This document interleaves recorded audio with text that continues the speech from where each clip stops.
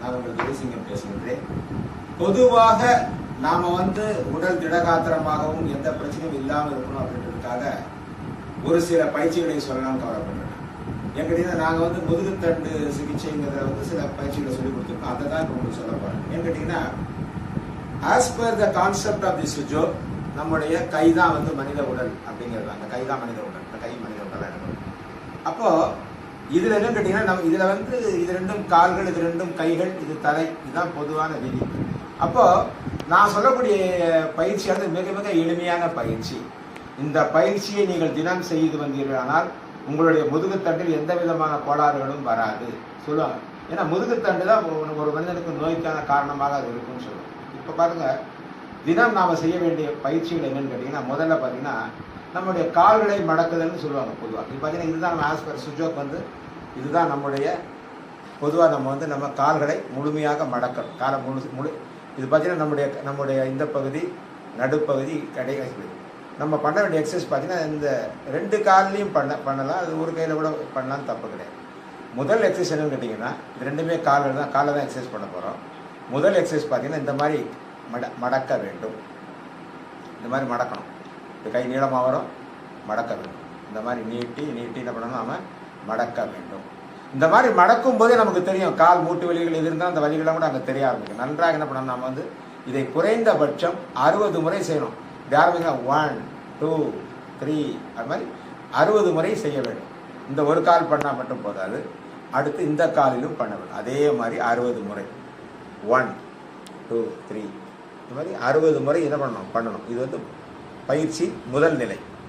இரண்டாம் நிலை என்னன்னு கேட்டிங்கன்னா, முழு காலை இது முழுமையாக இங்கே தொடரும். இப்படி தொடரும், முழுமையாக இங்கே தொடரும். இந்த மாதிரி முதல்ல வலது இடது ரெண்டு போதும். முதல்ல இந்த காலம் மட்டும் எடுக்கிறோம். இது மாதிரி 60 முறை செய்யணும். இது ரெண்டாம் நிலை பயிற்சி. 60 முறை இந்த மாதிரி. அடுத்து இந்த காலையும் அதே மாதிரி என்ன பண்ணோம், ஒரு 60 முறை பண்ணணும். 2 பயிற்சி முடிஞ்சு. அடுத்து பார்த்தீங்கன்னா நம்ம கணுக்காலை மட்டும் நகர்த்ததுக்காக வழினா இதுதான் நம்ம கணுக்கால் பகுதி. இதை மட்டுமே என்ன பண்ண நம்ம என்ன பண்ணுறோம், எக்ஸசைஸ் பண்ணுறோம். 1 2 3 4 5 6 7 8 9 10.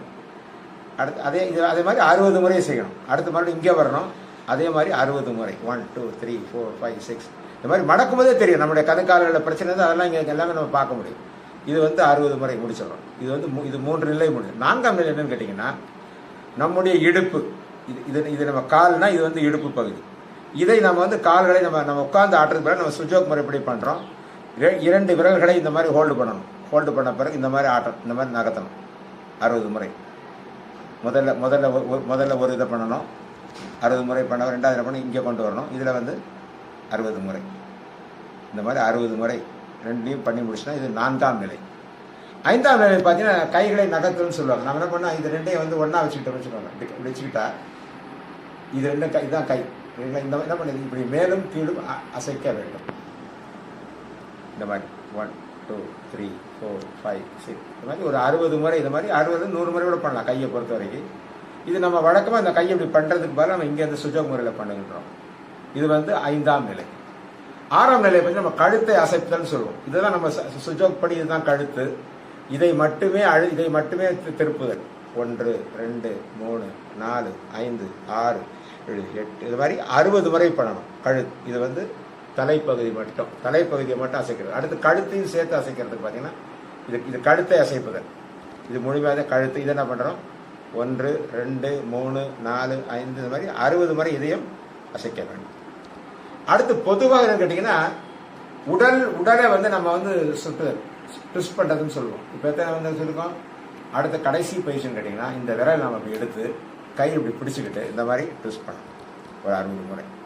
முதல்ல இந்த பக்கம் டைரக்ஷன், அடுத்து இந்த டைரக்ஷன் மாற்றி 2 பண்ணணும்.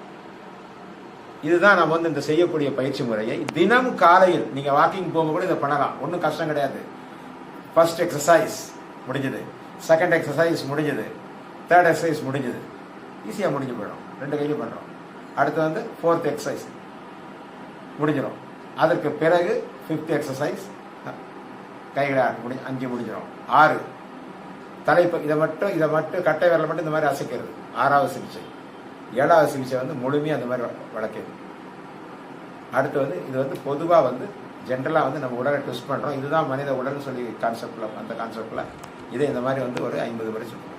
இதை மட்டுமே நீங்கள் தினம் செய்து வரலாம். சில நேரம் சார் எனக்கு வந்து வலது கால் பிரச்சனை, இடது கால் பிரச்சனைன்னு சொன்னால் அப்போ என்ன பண்ண கேட்டிங்கன்னா, வலது கால் பிரச்சனையாக இருந்தால் வலது கையில் அந்த சிகிச்சையை பண்ணுங்கள், இடது காலில் பிரச்சனை இருந்தால் இடது கையில் பண்ணுங்கள். அந்த மாதிரி நீங்கள் மாற்றி மாற்றி நீங்கள் பண்ணலாம். நன்றி நண்பர்களே. இதை செய்து பலனடைய வேண்டும் என்று கேட்டு விரும்பி விடைபெறுகிறேன். நன்றி, வணக்கம்.